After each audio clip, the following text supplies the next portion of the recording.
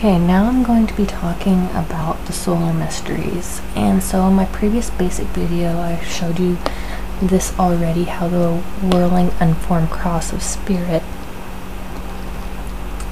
Then you have the sun, which is more like the Celtic cross, and then the fixed earth cross. And they would also have this in Tibet and some Navajo cultures, the swastika, but they also had a three-legged Mannanan too. That is a Celtic deity. And they would roll these fire wheels down the hill at the different Sabbath points, which are the solar holidays of the year, the eight-spoked wheel of the god year, as I showed you in the previous video. Now, spirit is actually up here with Uranus, with the godhead, but with the sun, there's attributions with the soul as well. And then with Neptune, it's sort of like the zodiac. And so from spirit, you have this wheel, and that's why the wheel card is in between Jupiter and Neptune off the zodiac. Then through Venus has a part in it too, of being nature in the body, and then to Earth. But then there's also, not to confuse you, but there's anabolism, catabolism. So Mars is like the breaking down, and then you have like underworld, stuff like that, connotations with like Pluto and stuff like that. So, and then the moon, of course, is sort of like a grand sea of like souls of the dead who reincarnate back to Earth too. So it's not a straight line, but that sort of illustrates what the sun is versus what spirit and source is as far as souls.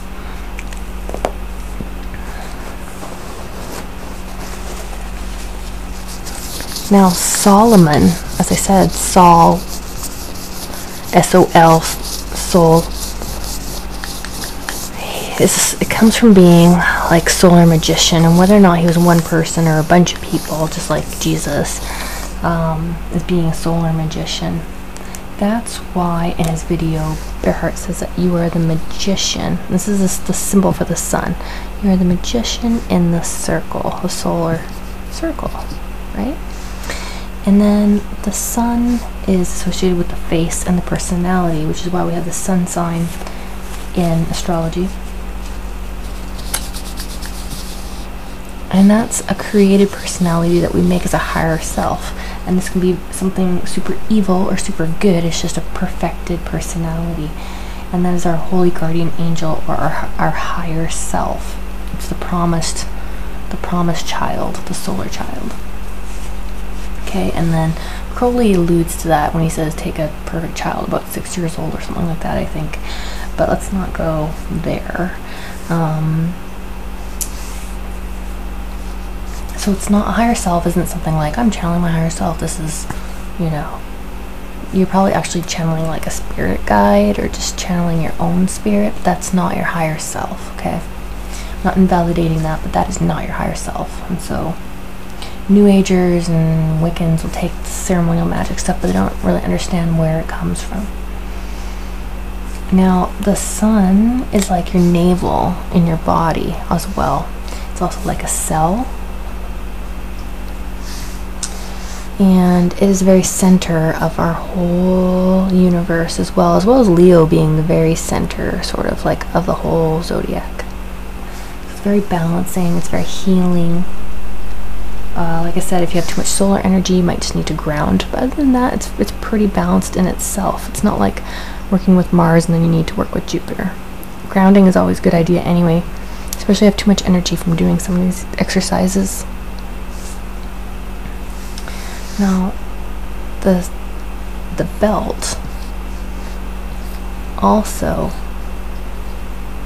and this is also goes into the Hercules and the solar mysteries and stuff like that, the lion pelt and stuff like that. The belt, it's like a big like medallion sun that protects all your squishy bits, your organs in there, because you've got ribs up here kind of protecting your heart, which could be fatal, but then this kind of protects that sort of stomach, solar plexus area underneath your lungs, sort of, because like I showed you, the chakras don't line up exactly with the tree of life. So when I say solar plexus, it's sort of encompassing, it would be encompassing the solar chakra and the heart chakra, but the solar plexus is where we store up our energy, and that's why the solar work is important, because it feeds our astral body for greater lucidity and on the astral realm. Okay, so it feeds into it here. Also, with the 12 zodiacal gems on the breastplate of Solomon,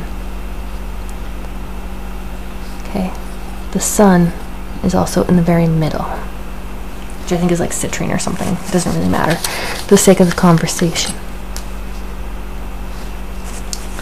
So now I'm going to talk about, I'll talk about the solar mysteries a little bit too. I'll touch on that, is with the whole tree here.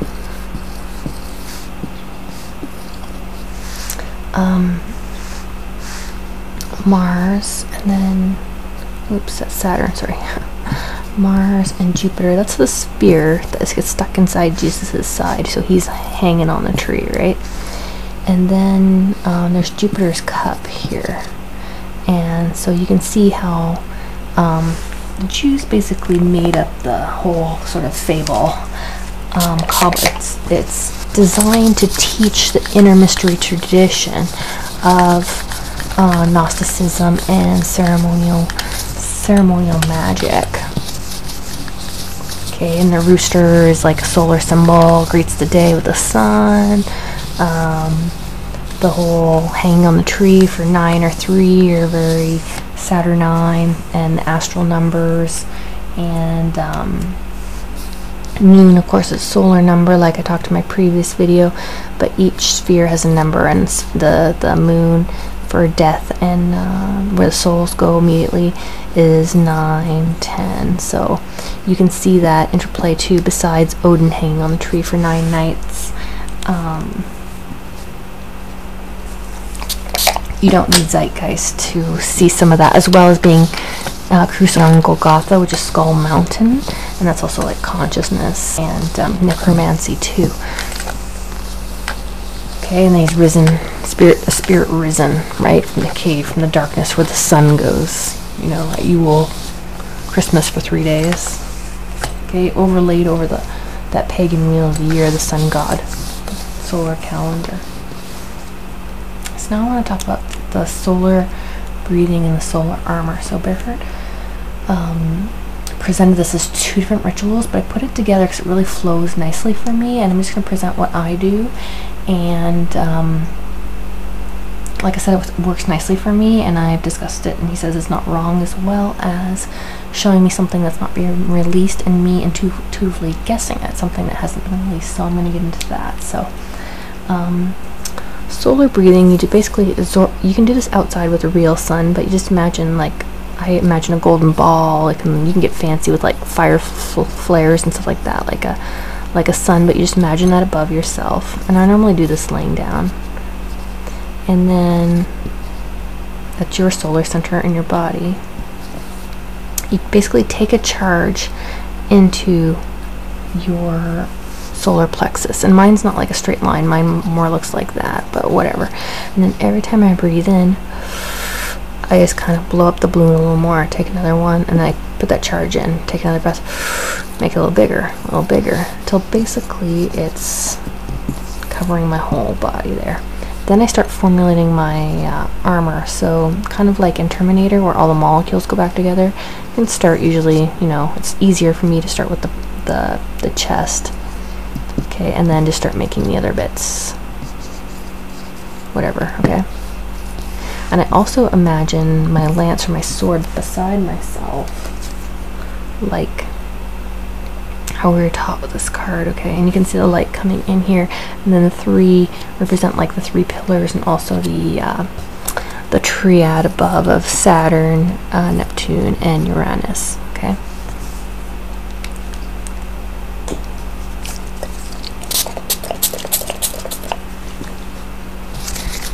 Another thing I like to do, and don't expand the solar bubble too far when you're beginning, but I also like to brick up with solar bricks, like my entire bedroom where I'm laying. So say this is like a door and like a closet and like a window. I'll start bricking up the entire room, floor and ceiling. So then basically I'm just basically in a big golden sort of cube, but I still kind of have my bubble going on too.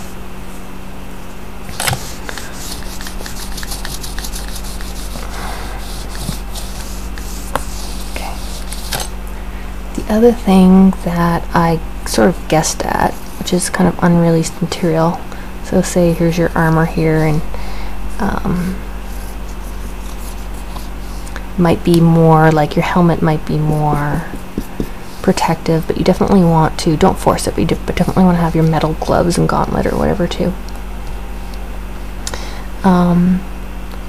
Is that then I'll fill my entire self with liquid gold, and then so much that it's almost like white light, and then sort of like, so it's like beaming out.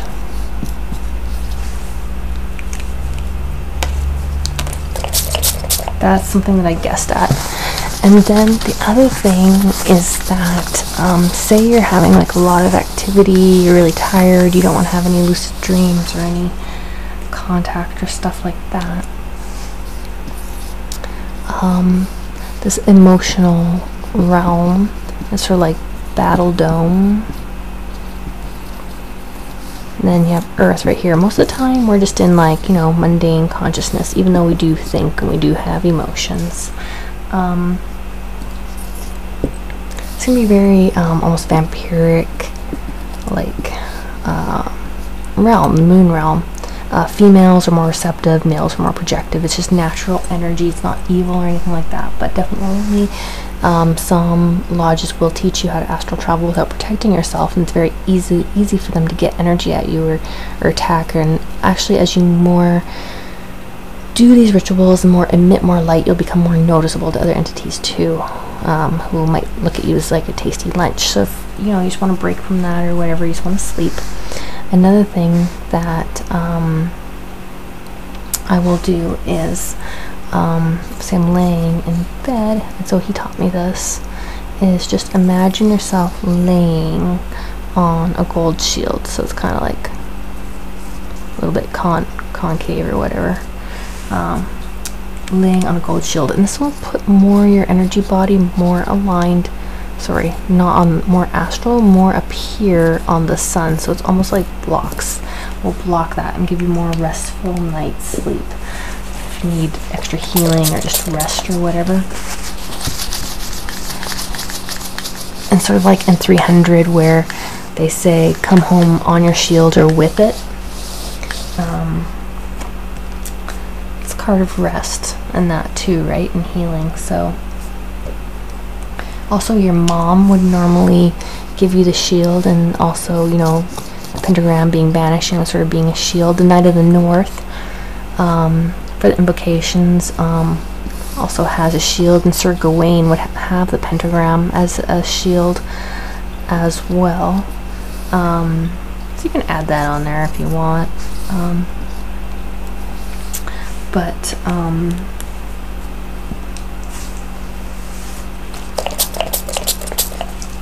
The hexagram of the sun is very banishing. Like Behrart would say that after the sun comes, like all the shadows are banished or something like that.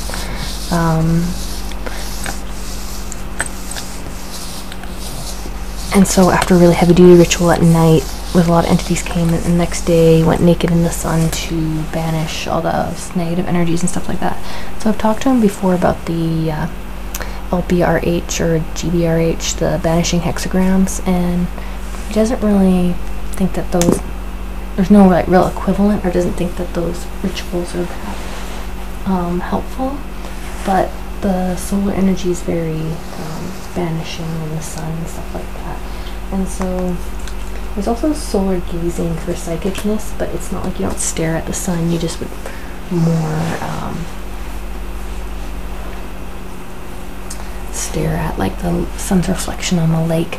I'm a big proponent also of nude sunbathing or beaches or whatever, because it feels very free and natural. The sun can hit all your whole body. It's like body acceptance and all that stuff too. So I hope you guys enjoyed this video. Hopefully I didn't leave really anything out. Just some tips and tricks that I found helpful. And if you have any questions or comments or requests, let me know.